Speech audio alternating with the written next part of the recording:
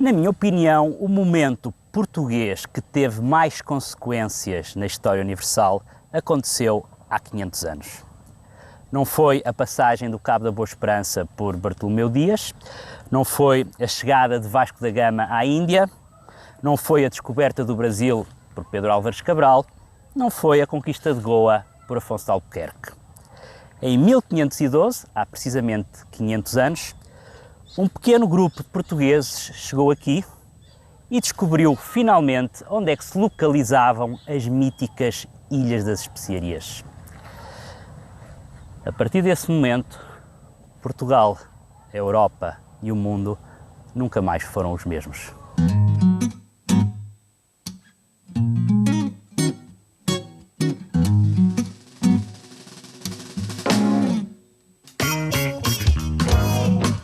Telah kurangkai kata agar kau mengerti yang membuatku ingin pergi darimu.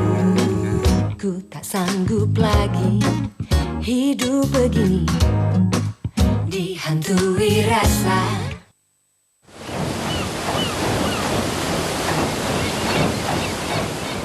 Para nós que sabemos tudo, nós, os habitantes do Ocidente do século XXI, é-nos difícil perceber a atração que as especiarias exerceram sobre a Europa da Idade Média. Mas essa Europa não sabia nada sobre as especiarias, não sabia o que eram, de onde vinham, como se cultivavam. O mistério que as rodeava era a razão da sua popularidade. Para um mercador do norte da Europa, de uma cidade como Hamburgo ou Dijon, amêndoas de Portugal ou orégãos secos e triturados que chegavam do Mediterrâneo eram especiarias. Tudo o produto alimentar que era pequeno, caro e raro era uma especiaria. Mas na realidade estes produtos não são especiarias, são apenas especiais. E não é por acaso que a palavra especiaria e a palavra especial têm a mesma raiz semântica. Oriundas dos trópicos, as especiarias são produtos comestíveis obtidos de diferentes partes de plantas aromáticas, como a casca, a raiz, o fruto ou a flor. Entre as especiarias mais procuradas na Idade Média, encontrava-se a canela, o gengibre, a pimenta e, particularmente, o cravinho, a massa e a noz moscada. Uma das características das especiarias, e talvez aquela que melhor explica o seu preço astronómico na Europa na Idade Média, era o mistério da sua origem. Mesmo os mercadores que participavam na rota das especiarias sabiam que eram apenas elos de uma cadeia, mas não sabiam reconstituir o seu percurso desde o cultivo até ao consumo. As grandes questões da Idade Média eram de onde vinham, como se cultivavam, como se reproduziam as especiarias, mas a grande questão era outra. Seria possível viajar diretamente até à sua fonte? Produzidas no sul da Ásia, as especiarias viajavam milhares de quilómetros por todo o mundo antigo, sem perder as suas qualidades. A canela tinha origem no Sri Lanka, a pimenta em Java e no Malabar. O cravinho e a noz moscada provinham única e exclusivamente de dois pequenos arquipélagos a norte da Austrália, a sul das Filipinas, a oeste da Papua e a leste do Bornéu. Apreciadas sobretudo no Império Chinês e na Pérsia, chegavam também à Europa através de Veneza, por isso mesmo a mais rica cidade europeia da Idade Média. Mas afinal, o que é que possuíam as especiarias que as tornava tão importantes na Europa da Idade Média? Não havia uma razão única. Por um lado, a comida era extremamente monótona. Seca ou salgada, que era a única forma de a conservar, tinha também muitas restrições religiosas. Na Quaresma, nas sextas-feiras e no Advento, devia ser particularmente insípida. Não admira, portanto, que sempre que um chefe medieval tinha a oportunidade, exagerava no gostinho das especiarias. Olá, Hélio. Olá. O que é que nós estamos a preparar hoje de medieval? Não vamos preparar uma receita em si, mas uma mesinha que é retirada do códice da Infanta Dona Maria, que é um códice do século XV e que chega até nós com algumas receitas. Entre elas, esta mesinha que é para a esquinência, ou seja, para a amigdalite. Esta era outra da valência das especiarias na Idade Média. Tinham fins terapêuticos. Isto porque o homem da Idade Média, tal como os gregos, os romanos e os árabes, seguia uma teoria da medicina chamada Teoria dos Quatro Humores. O que é a Teoria dos Quatro Humores? Nós temos 4 humores principais, portanto, o sangue, a fleuma ou linfa, a bilis amarela e a bilis negra, preta, que são oriundos, produzidos pelo coração, pelo cérebro, pelo fígado e pelo baço. Cada indivíduo tem um equilíbrio. Quando existe um desequilíbrio e surge uma doença, é preciso restabelecer esse equilíbrio. E o equilíbrio vai se restabelecer fazendo sair esse humor, o chamado humor pecante. E isso faz-se através de sangrias, de purgas, da aplicação de produtos diuréticos. As especiarias tinham também qualidades associadas e, conhecendo essas qualidades, era possível escolher uma especiaria ou um conjunto de especiarias que, pelas suas qualidades, fossem opostas ao humor.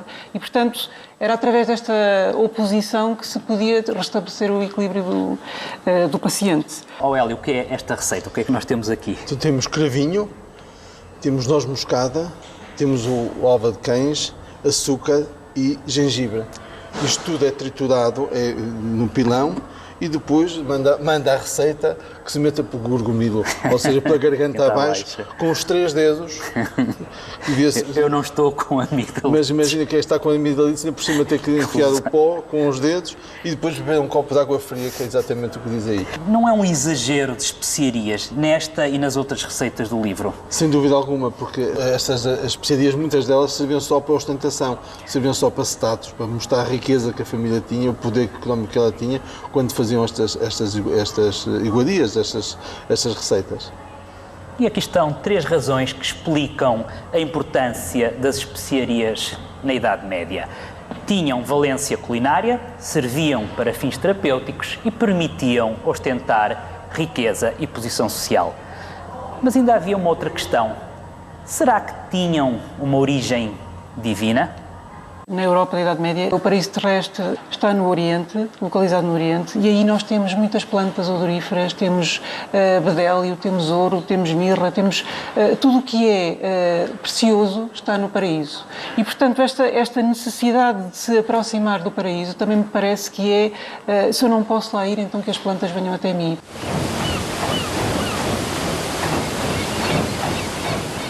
Talvez a mais célebre frase da história de Portugal, e certamente a mais incisiva, é a justificação que a Armada de Vasco da Gama dá à chegada a Calicut sobre as razões que levaram os portugueses à Índia. Viemos em busca de cristãos e especiarias. Religião e comércio, o comércio de especiarias. Quando o Vasco da Gama chega a Calicut, o seu grande objetivo, do ponto de vista económico, é obter as especiarias. Uma parte delas eram produzidas na própria Índia, nomeadamente a pimenta e o gengibre, outras próximas, como a canela, que era produzida em Ceilão, e havia depois outras especiarias bem conhecidas também, famosas, muito procuradas, mas que eram produzidas exclusivamente numas ilhas longínquas, que eram o cravinho, a massa e a noz moscada, e particularmente o cravinho, que só era produzido nas Molucas. E, portanto, numa fase inicial, elas são encontradas todas nos mercados do sul da Índia, mas ficaram ainda muito longe, ou seja, os portugueses, durante os primeiros 10 anos da sua presença no Oriente, vão trabalhar para conseguir implantar-se económica e militarmente no Índico Ocidental, sempre pensando já em Malaca. Nas instruções para a expedição do Diogo Lopes de Sequeira, que supostamente seria uma expedição pacífica para fazer assentar trato e amizade com o sultão de Malaca, portanto essas instruções são do princípio de 1508, já se diz e já se indica ao capitão-mor da expedição, Diogo Lopes de Sequeira, que deveria colocar padrões, enfim, aqueles marcos que assinalam o descobrimento, nas Ilhas do Cravo.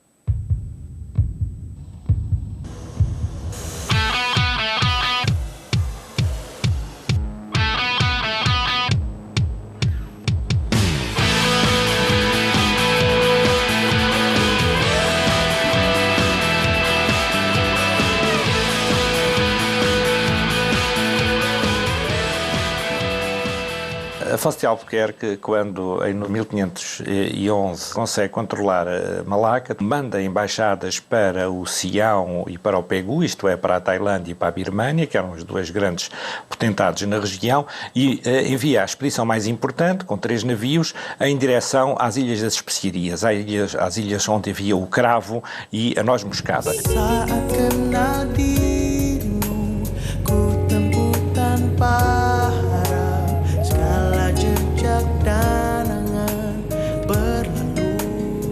Afonso de Albuquerque prepara essa expedição para sair em novembro de 1511, portanto, ele dá indicações expressas de que os 3 navios deveriam respeitar todos os povos que encontrassem. Não deveria de forma alguma haver qualquer conflito, deveria haver negociações e deveria haver um ambiente positivo.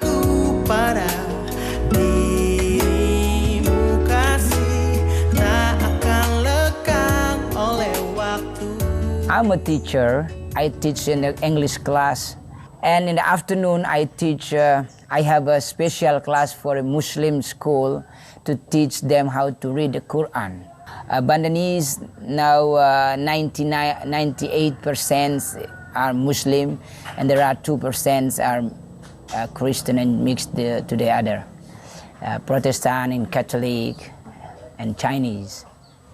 A viagem seguiu calmamente ao longo de Sumatra, continuou percorrendo todo aquele cordão imenso de ilhas que vai desde Java até à Ilha das Flores e depois conseguiram chegar até à zona da Ilha de Ambon.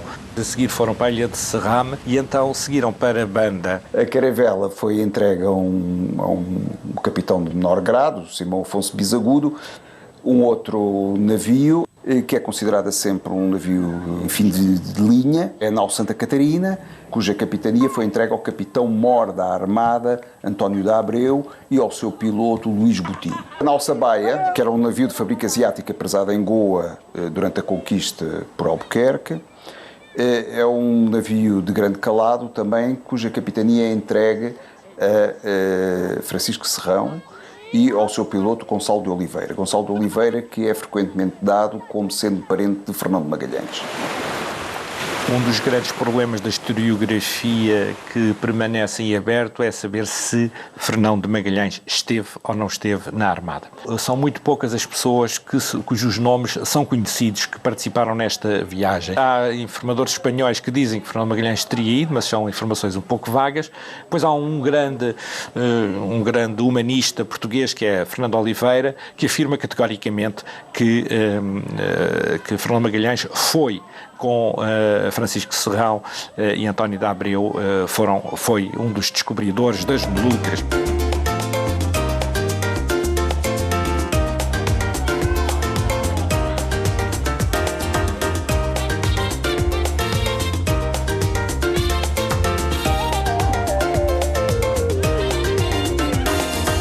Sekian lama tak berjumpa, berdebar hati saat. Foi este o limite oficial da expedição de António de Abreu, as ilhas do pequeno arquipélago de Banda. A quantidade de especiarias, cravinho, noz moscada, que os portugueses encontraram foi tanta, tão promissora, tão lucrativa, que António de Abreu deu-se por satisfeito, mandou dar meia volta e regressou a Malaca. For whole Banda we have about 20,000 population.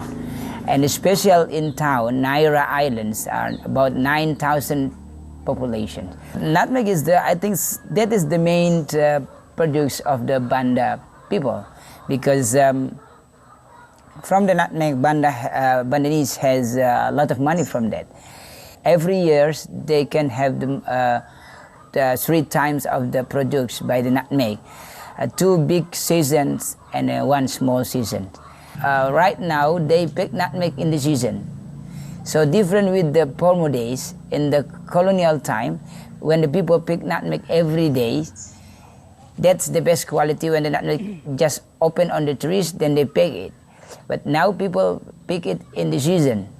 So we need people must be waiting till 100% nutmeg open on the trees. That's better. That is the best quality.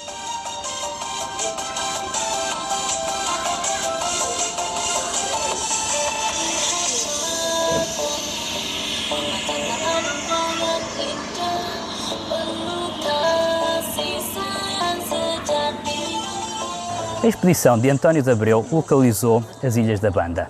Desembarcou, comercializou e terá até colocado aqui um padrão, zona exclusiva mundial da produção de noz moscada. Mas António de Abreu não chegou às Molucas, zona exclusiva da produção de cravinho. Para as expectativas portuguesas, esta expedição foi um sucesso ou terá talvez falhado?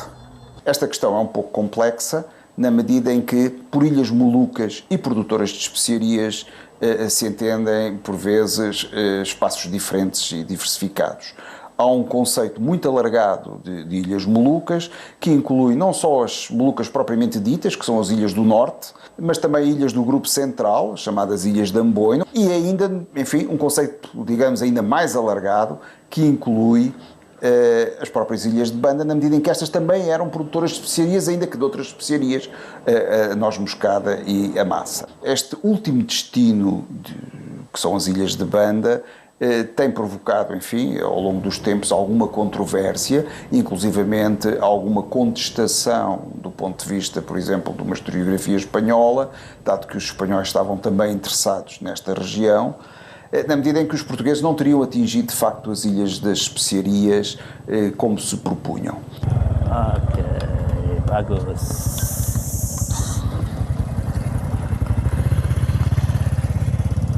Estas Ilhas da Banda estão tão fora do mundo que a pista do aeroporto serve para duas coisas. Uma, não tão importante, é para aterrar um avião quando o há. A outra, essa sim importante, é para pista de atletismo, zona de convívio, adro, não da igreja, que aqui não as há, mas adro da mesquita, enfim, serve também para jogar futebol. Posso ter a bola? Obrigado. Bom, vamos supor que isto é um globo e que aqui é o Atlântico. Esta é a linha do Tratado de Tordesilhas. Nós, no Atlântico, sabemos o que é que ela separa e divide. De um lado, a zona de influência portuguesa, que ainda apanha um bocadinho o Brasil, e do outro, a zona de influência espanhola. Mas, e deste lado do globo, onde está o Pacífico, como é que nós podemos saber onde passa a linha do antimeridiano de Tordesilhas e, mais concretamente, como é que podemos saber se as Molucas estão do lado espanhol ou do lado português? Havia muitas dúvidas sobre onde é que passava o antimeridiano de Tordesilhas. Até o século XVIII, os homens, o ser humano, não era capaz de medir adequadamente e com rigor a longitude e, portanto, as medidas eram por estima, eram mais ou menos, e os próprios portugueses estavam absolutamente convencidos que, do ponto de vista do direito, o antimeridiano de Tordesilhas deixava as Molucas do lado castelhano. E Dom Manuel I, numa das cartas que escreve a Dom Francisco de Almeida, diz para ele avançar porque isto chegar primeiro vale muito. Os castelhanos acabam por chegar às Molucas pela via do Pacífico através da célebre viagem de Fernando Magalhães, percebem que o acesso ao cravo das Molucas não é funcional do ponto de vista económico através da rota do Estreito de Magalhães. E não tem outra, não tem alternativa, mas tem o direito sobre aquelas ilhas. Dom João III acabou por comprar as Molucas por 350 mil ducados. Em 1529, quando é assinado o Tratado de Saragossa, Portugal pratica um bom ato de gestão face aos conhecimentos daquele tempo. 300 anos depois percebeu-se que afinal tínhamos enganado, mas foi 300 anos depois.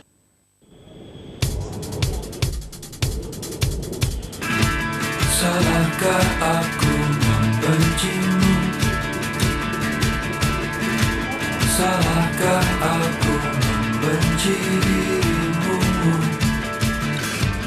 Salahkah aku? A expedição de António de Abreu explorou a ilha de Ambon, registou a presença de canibais em Ceram, esperou 3 meses pela monção em Sapodi e cartografou o arquipélago malaio. Nós sabemos todos estes pormenores da primeira expedição de um povo europeu às Ilhas das Especiarias porque a bordo se encontrava uma das personagens mais excepcionais da primeira geração de portugueses na Ásia, o piloto Francisco Rodrigues. Francisco Rodrigues foi escolhido precisamente devido às suas capacidades, não só de piloto, mas de cartógrafo, e ele foi particularmente relevante porque apanhou um mapa de um piloto javanês em Malaca, em 1511, e Afonso de Albuquerque fê-lo adaptar esse mapa que apanhava todo o Sudeste Asiático. Portanto, Francisco Rodrigues, além de fazer os mapas e de adaptar o mapa do piloto javanês, faz também uma representação de ilhas, de todas as ilhas, desde Alor, Flores até Java, passando por Bali, etc. Todas essas ilhas são apresentadas de uma forma espantosa. O Francisco Rodrigues foi o primeiro a fazer o primeiro atlas moderno da história, num livro chamado Livro de Francisco Rodrigues, em que tem de representação de todo o mundo. É um mapa, é um conjunto de mapas, um atlas de facto admirável.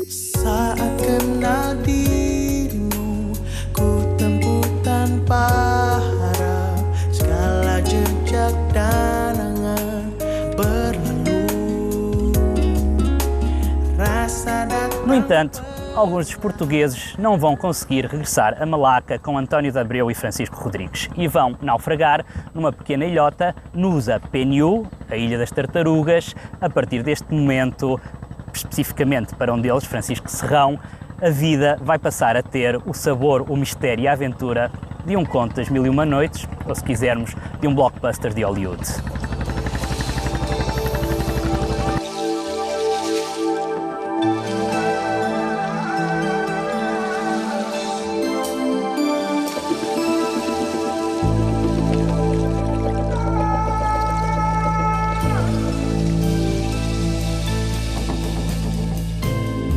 Francisco Serrão realmente é muito desventurado porque tem 2 naufrágios, até que consegue apanhar um barco e vai para Ambon. Depois de Ambon é apanhado ao fim e ao cabo pelo rei de Ternate, que o manda buscar a ele e mais os 8 portugueses que estavam com ele sobreviventes, que os vai levar para Ternate.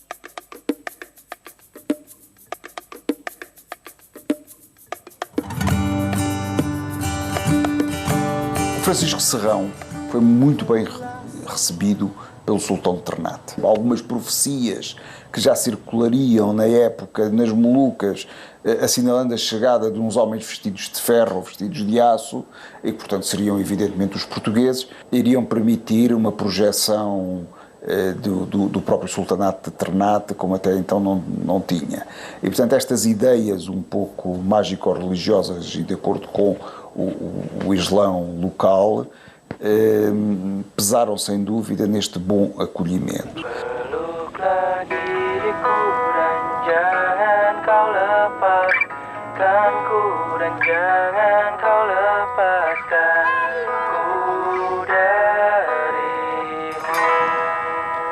Ku takkan pernah tertawa, ku takkan pernah bahagia, ku takkan pernah merasakannya bila kau tak di sini. Ku takkan pernah tertawa, ku takkan pernah sempurna, ku takkan pernah merasakannya. À boa maneira portuguesa, Francisco Serrão trata de se desenrascar. Tenta perceber para que lado é que sopra o vento, quais as funções que lhe convém assumir, qual o partido local que lhe convém apoiar, e isto sem nunca esquecer quem é o seu rei, quem é a sua pátria, mas sobretudo sem nunca esquecer quais são os seus interesses pessoais. Ele vai ter, ao longo da sua atuação, que dura cerca de 10 anos até à sua morte em 1521, digamos uma dupla atuação. Por um lado, ele intervém politicamente na vida interna do sultanato de Ternate, do vizinho sultanato de Tidor e de outros pequenos reinos que existem na região, e por outro lado ele vai funcionar como um agente dos portugueses e sobretudo um agente da Malaca portuguesa nas Molucas do Norte, sem que propriamente ninguém lhe tivesse encomendado a função, mas é algo que ele espontaneamente assume. Portanto, o Francisco Serrão, a primeira intervenção é logo passado um ano e pouco, ele chefia uma operação militar contra o sultão de Tidor e, portanto, servindo os objetivos de Ternate. Os portugueses, à partida, não teriam que favorecer nenhum rei contra outro. Isto é uma iniciativa do Francisco Serrão. Ele funciona ao mesmo tempo de uma forma um pouco rebelde para com a coroa portuguesa. E aí ele está muito de acordo com aquilo que nós chamamos o perfil do lançado, que ao mesmo tempo que está inserido na rede portuguesa, também está ao serviço de algum monarca asiático. Ele recusa cumprir as ordens que lhe chegaram para que regressasse a Malaca e à Índia, e portanto recusou por diversas vezes essas tentativas que foram sendo feitas para que ele regressasse. E Francisco Serrão nunca mais sai das Molucas, ele casa em Ternate, fica embevecido com todo aquele ambiente exótico que lá existia. Até novembro, e hoje tentei falar com a minha família por telefone. Não consegui perceber nada do que eles estavam a dizer. Mas não era a ligação que estava má. É que estava tanto frio em Portugal que eles não paravam de bater os dentes. Se eu fosse ao Francisco Serrão, também nunca mais regressava. Manis, manis, manis, ku belai rambutnya yang hitam. Ora bem, o Francisco Serrão, pelo facto de se ter aliado tão estreitamente ao sultão de Ternate, Abu Laís, gerou inúmeros inimigos. Nós não conhecemos exatamente as circunstâncias que rodearam a sua morte, por aquilo que nos é dado perceber, quer ele, quer o sultão de Ternate foram envenenados, e terão sido envenenados com uma diferença de alguns dias no princípio do ano de 1521. Ele esperava ser nomeado ou feitor ou capitão de uma futura fortaleza, portanto estava à espera que o seu papel nas ilhas fosse reconhecido do lado da coroa portuguesa. Isso aparentemente não aconteceu, não obstante que ele serviu fielmente como um excelente agente comercial português e embaixador, daí que eu até já lhe chamei um cônsul português nas Molucas durante estes 10 primeiros anos da presença portuguesa na região. Descobriu as Molucas, morreu nas Molucas e fez a ponte, foi o primeiro a fazer a ponte dos portugueses com aquela parte do mundo antes dos portugueses ali mesmo em Ternate construírem a sua fortaleza em 1522. Portanto, foi realmente um protótipo do grande aventureiro português do século XVI.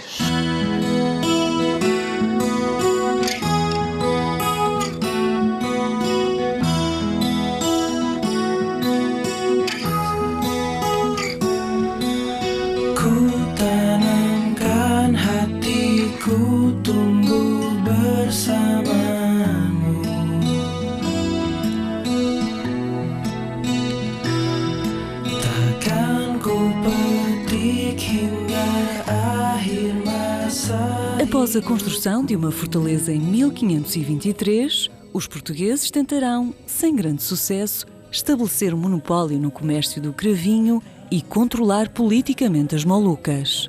Durante 50 anos, vários governadores se irão suceder à frente do cargo, muitos deles de uma forma pouco exemplar. António de Galvão e São Francisco Xavier esforçam-se por cristianizar as populações, fundar escolas e missões. Mas os dias de Portugal, nas Ilhas das Especiarias, estão contados. Os portugueses impuseram reis, desfizeram reis, colocaram uns no poder, tiraram outros, reis que tinham um papel quase de fantoche. Essa situação tende a mudar a partir do momento em que ascendeu um novo sultão, que é o sultão Hairun, que ascende ainda na década de 30.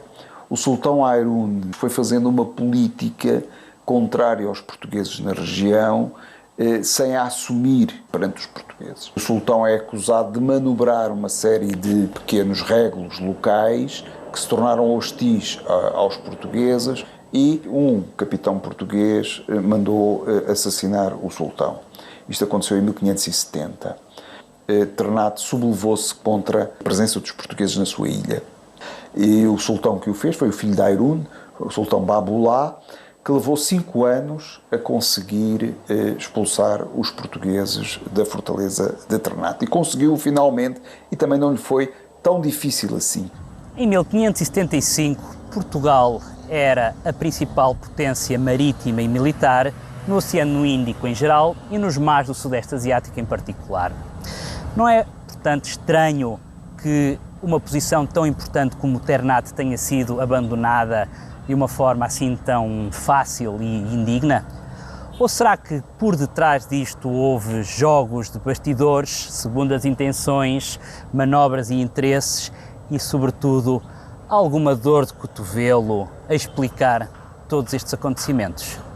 De certo modo, a fortaleza de Ternate fazia sombra no comércio das especiarias a Malaca. Os capitães, os feitores e os homens que detinham cargos públicos em Malaca viam-se de alguma maneira prejudicados por este comércio que se fazia através de Malaca, mas sem que Malaca tivesse participação nele. E estes oficiais, ao mesmo tempo, tinham a obrigação de sustentar a fortaleza de Ternate, enviando anualmente reforços, homens, material de guerra, navios, etc. E, portanto, de certo modo, foram se tornando relapsos em não socorrer com a assiduidade e com a necessidade que Ternate sentia. E, portanto, o cerco de Ternate durou 5 anos e a sua queda foi bastante dramática, porque, no fundo, foram rendidos pela fome e pela a ausência de um socorro que, quando chegou demasiado tarde.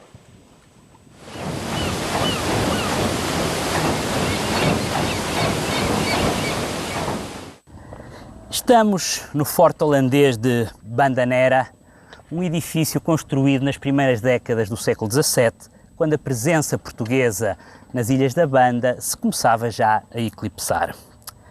Até que ponto o fascínio dos europeus pelas especiarias e pelo fabuloso lucro que permitiam terá sido responsável pela entrada em cena de outros países, nomeadamente a Holanda e a Inglaterra, no comércio das especiarias? Ou, por outras palavras, até que ponto a localização das Ilhas das Especiarias por parte dos portugueses terá aberto a porta à Inglaterra e à Holanda como potências marítimas, conquistadoras, também, se quisermos, colonizadoras. Finalmente, por outras palavras, até que ponto a chegada dos portugueses há 500 anos aqui marca o contributo mais importante da história de Portugal para a história da humanidade.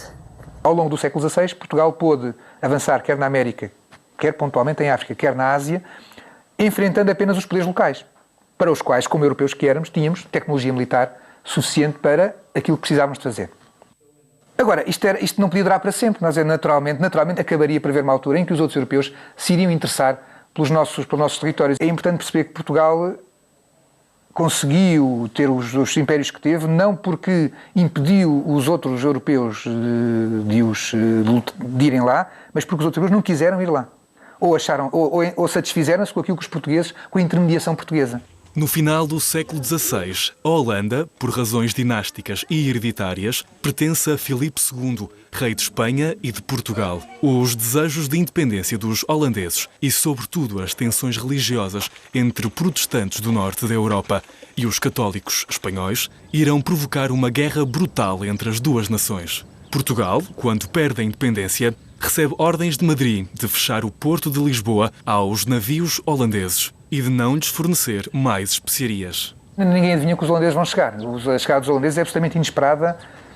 Até 1580 é absolutamente impossível de prever. E mesmo depois, até 1590, não é propriamente uma coisa muito previsível. Enquanto Filipe II não lhes bloqueou o porto de Lisboa, nunca lhes passou pela cabeça ir à Ásia. Para quê?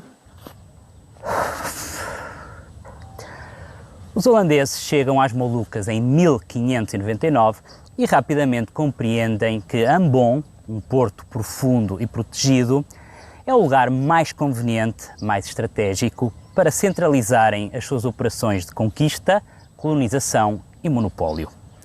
Com os holandeses, Ambon será, nos próximos séculos, a cidade mais importante das Molucas.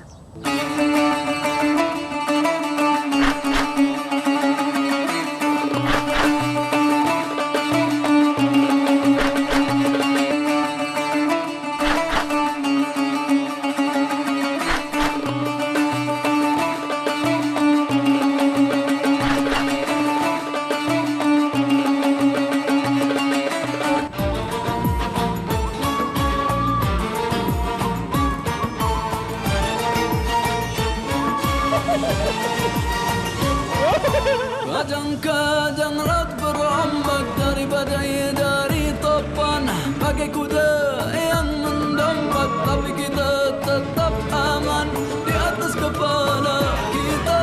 Kalau awan, kalau bintang, kalau bulan atau surya, nahkoda selalu tenang dalam bahaya ini. Walaupun laut maha dahsyat atas kepala kesini. Não foi por acaso que os holandeses acertaram em cheio com a localização das Ilhas das Especiarias. A expedição que inaugurou a presença holandesa no Índico sabia exatamente como dobrar o Cabo da Boa Esperança, sabia como contornar o poder de fogo dos portugueses, sabia chegar às Molucas sem dar nas vistas. Não foi sorte nem orientação. O que os holandeses fizeram em 1599 é o que qualquer mochileiro faz hoje em dia quando quer encontrar um hotel barato. Consulta um guia de bolso. O guia de bolso que os holandeses consultaram foi o célebre itinerário de Jan Huygens Linschoten. O Linschoten foi um holandês que foi para a Ásia quando era jovem ao serviço de um bispo ou arcebispo de Goa. Portanto, foi para a Ásia num navio português, quando os portugueses eram os únicos europeus a ir para a Ásia. Esteve em Goa, creio que ele nunca saiu de Goa, nunca foi para estas zonas e, sobretudo, escreveu um livro chamado Itinerário de Linschoten, em que descrevia pormenorizadamente a Ásia e as possessões portuguesas na Ásia. Foi um livro que foi escrito exatamente nos anos 90, quando os holandeses vão pela primeira vez à Ásia, e o que se passa é que é uma espécie de guia. Porque é que eles vão a Java e não à Índia? Porque sabem que em Java, na Indonésia, que há poucos portugueses. Sabem que estão lá as especiarias que eles procuram, sabem as Molucas, tudo isso. Curioso o telhado desta igreja, como se estivessem à espera que a qualquer momento pudesse nevar. Eles não estavam, mas os holandeses sim, e é da Holanda que vem o modelo desta e da maioria das igrejas das Molucas. Como é que em tão poucas décadas os holandeses conseguiram sacar aos lusitanos o domínio comercial, militar e até religioso das Ilhas das Especiarias? Seriam os holandeses mais eficientes? Seriam tecnologicamente mais evoluídos? Nos primeiros 25 anos em que os holandeses estão a viajar na Rota do Cabo, em que inauguram esta sua rota, perdem menos navios que os portugueses. Que os portugueses que estavam lá há 100 anos, que faziam a rota há 100 anos. E os holandeses perdem mais navios neste período inicial, como é natural, do que perderão depois. Porque estão a aprender a rota, estão a conhecer. Mas mesmo assim, perdem menos navios do que os portugueses. Este fenómeno em que os portugueses têm, quando já têm um século de experiência, perdem mais navios que os holandeses que estão a aprender a navegar na rota, aponta para um desnível tecnológico. É verdade que os holandeses têm uma organização militar mais moderna e uma organização económica e institucional mais moderna que a portuguesa. Isso ajuda a explicar algumas coisas, mas não é a grande explicação. A grande explicação é que os portugueses já estão implantados no terreno e têm defendido tudo ao mesmo tempo, e que os holandeses podem selecionar onde é que querem atacar. E, portanto, nos sítios onde os holandeses atacam, há uma grande proporção de forças favorável aos holandeses, que no cômputo geral não existe. Pelo contrário, há muito menos holandeses na Ásia do que portugueses, só que eles estão concentrados. E mais, o que acontece é que os portugueses se tinham completamente asiatizado. E, portanto, o que os holandeses fazem no princípio do século XVII, mais do que ser uma questão de eficiência no sentido da operação em si, é que os holandeses comportam-se como europeus e os portugueses recebem-nos como asiáticos.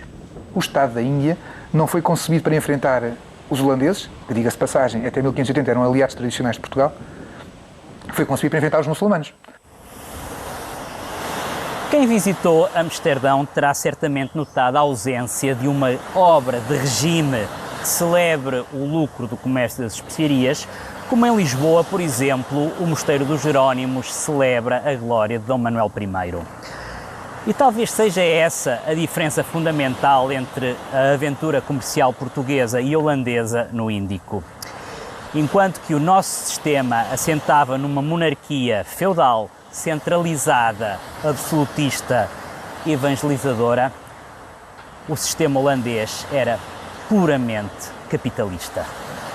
A tal filosofia de pagamento de serviços que no fundo ainda hoje predomina na mentalidade portuguesa, que é as pessoas obtêm lugares sem que tenham tido os méritos necessários para tal, na base dos compadrios, e aquele aspecto que nós nunca sabemos se é o Estado que manda ou se são os quantos interesses que comandam o Estado.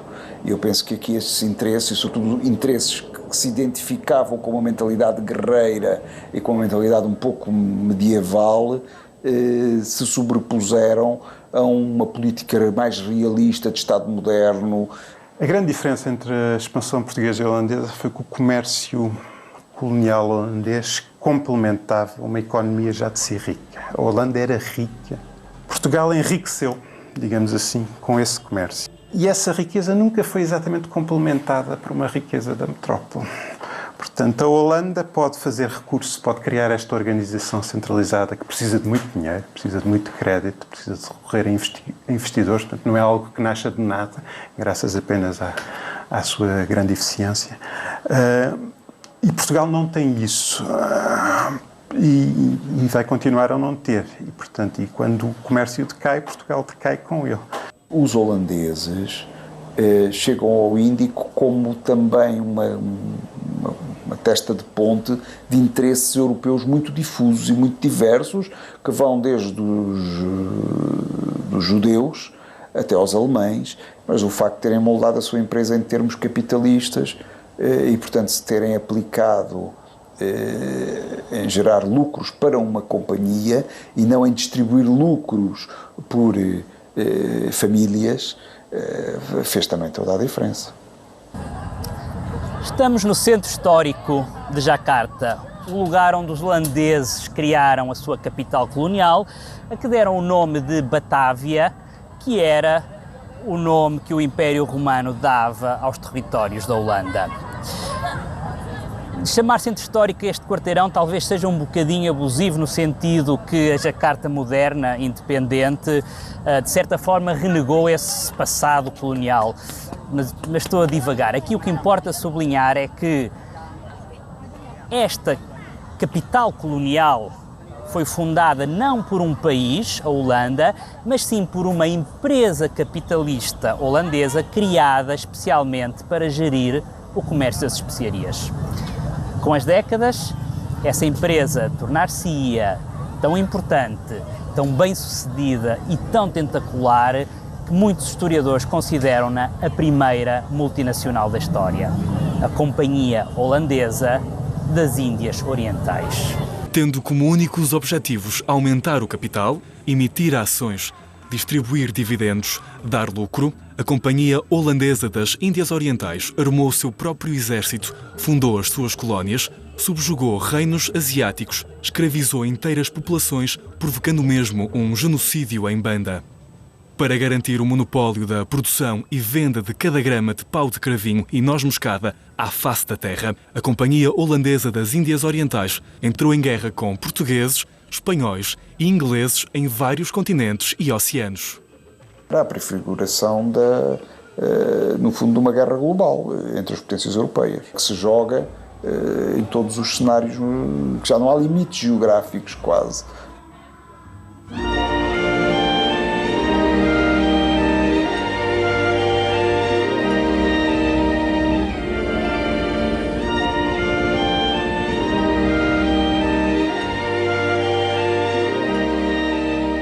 Para terminar esta sucessão de violência, pragmatismo e ganância que marca a história da presença europeia nas Molucas, falta só mencionar o Tratado de Breda, que de uma certa forma celebra a paz finalmente encontrada entre ingleses e holandeses. As consequências deste tratado fornecem-nos uma das ironias da história mais absurdas e deliciosas que eu conheço. Ao longo do século XVII, a Holanda teve 3 guerras com a Inglaterra por causa do comércio das especiarias. Durante a segunda, a Holanda saiu claramente vencedora e nos negociados de paz exigiu que os ingleses abandonassem a única ilha que possuíam no arquipélago de Banda, a ilha de Rum.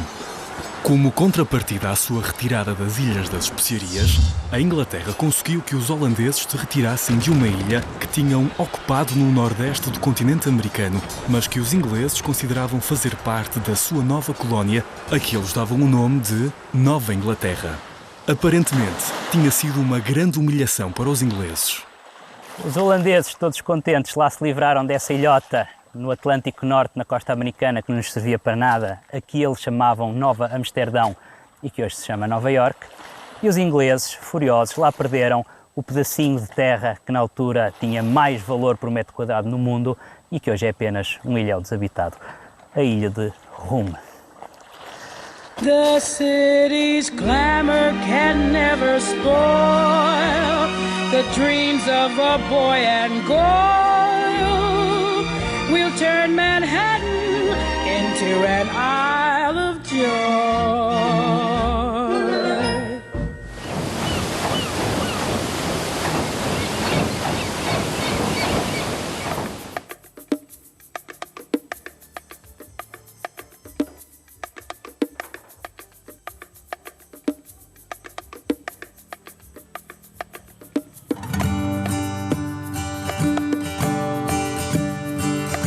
Akulah sang malam, akulah sang gelap yang setiap hari kan hadir. Kala cahaya telah terbit di ujung sana, memberi harapan kau kan datang. Pagi ini telah datang kembali. Akulah sang siang, akulah yang hidup, akulah wajah dunia. Estamos no meio de uma floresta de cravinho da Índia, na encosta do vulcão. What's the name of this volcano? Gamalama. Na encosta do vulcão Gamalama, em Ternate. Isto para um homem medieval seria o equivalente para mim a estar a nadar num poço de petróleo. Mas como tudo nesta Terra, neste mundo, neste planeta, também as especiarias tiveram o seu tempo e depois, entretanto, passaram de moda. Será que foi porque já não serviam? Será porque já não se acreditava nelas? Ou simplesmente será porque se banalizaram? Talvez não faça tanto sentido na Europa de 700 andar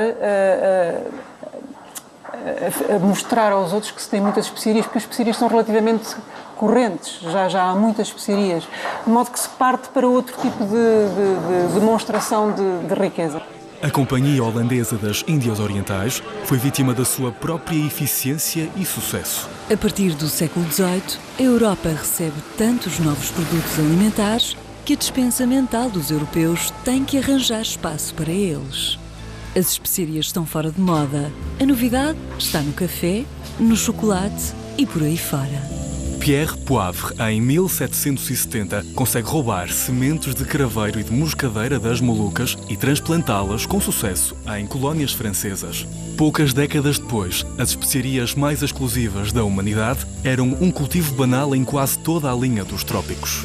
Com a entrada da ciência na medicina, a teoria do equilíbrio dos 4 humores deixou de ter credibilidade e as especiarias perderam a sua mítica valência terapêutica. Também a questão da geografia ter explicado e ter descrito tão perfeitamente, de uma forma tão profunda a Ásia, se tenha percebido que o paraíso afinal não estava lá.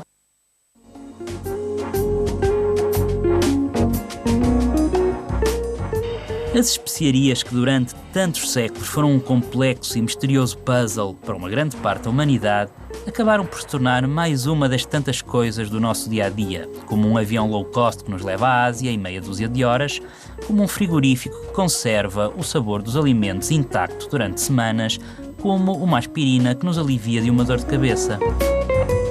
Quer a sua origem exótica, quer a sua utilidade gastronómica, quer as suas propriedades medicinais, são hoje qualidades corriqueiras e substituíveis. Perdendo-se a condição exclusiva das especiarias, perdeu-se o seu valor.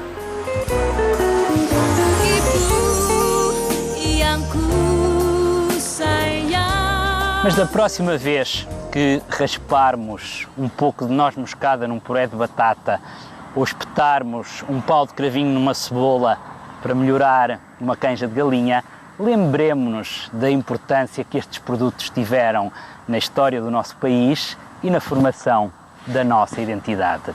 Uma identidade tolerante, aberta ao mundo, multicultural e etnicamente variada. E essa é, na minha opinião, a maior riqueza de Portugal. Tudo isto por causa de um punhado de especiarias.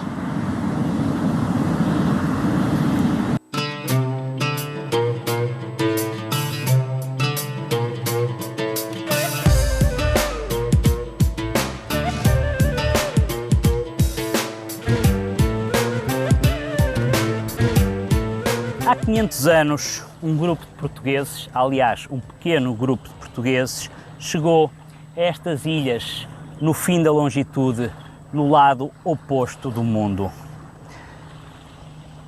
O planeta inteiro a pedir especiarias, estas ilhas a produzi-las e os portugueses a fornecê-las. Uma situação ideal, mas a bonança iria durar poucas décadas. Depois chegaram os espanhóis, depois os holandeses e os britânicos e os franceses. Aqui, a Europa ensaiou as suas primeiras possessões coloniais. Uma conquista levou a outra. Em breve, as fronteiras das nações europeias começaram a alargar-se por todos os continentes, numa lógica de competição e domínio crescente. As ilhas da Banda produziam apenas noz moscada e as ilhas das Molucas produziam apenas cravinho. Será que este monocultivo terá sugerido aos europeus a tentativa de criar, em outras latitudes, economias de especialização regional e monopólio da distribuição? Como, por exemplo, no Brasil o açúcar, no sul dos Estados Unidos o algodão, na América Central o café, no Sri Lanka o chá, no Havaí o ananás e, inclusivamente, fechando o círculo, o cravinho em Zanzibar, já não aqui, e a noz moscada nas Caraíbas. Ou seja, a minha pergunta é, será que foi aqui que nasceu, que surgiu esta ideia de colocar diferentes regiões a produzir diferentes produtos? Vieram as feitorias, depois as colónias, por fim os impérios. Dentro dos impérios fizeram-se cálculos que levaram à divisão do trabalho, à optimização dos recursos, às economias de escala. As colónias articularam-se com as metrópoles, as áreas de produção e de transformação ficaram separadas por milhares de quilómetros de distância. O mundo encolheu, a aldeia global tinha começado. Foram estas as ilhas que provocaram os descobrimentos, o colonialismo, a globalização. Talvez eu esteja a simplificar, ou talvez não. Mas se estas coisas, descobrimentos, colonialismo, globalização, tinham que acontecer por causa de um qualquer pedaço do planeta Terra, então que fosse este, as Molucas, um dos lugares mais extraordinários onde eu já estive na minha vida. Apetecia-me era fazer como Francisco Serrão, o primeiro europeu que chegou às Ilhas das Especiarias. Ficou aqui para sempre e nunca mais se quis ir embora. E se calhar, quem sabe? Telah kurangkai kata agar kau mengerti yang membuatku ingin pergi darimu. Ku tak sanggup lagi hidup begini, dihantui rasa api cemburu.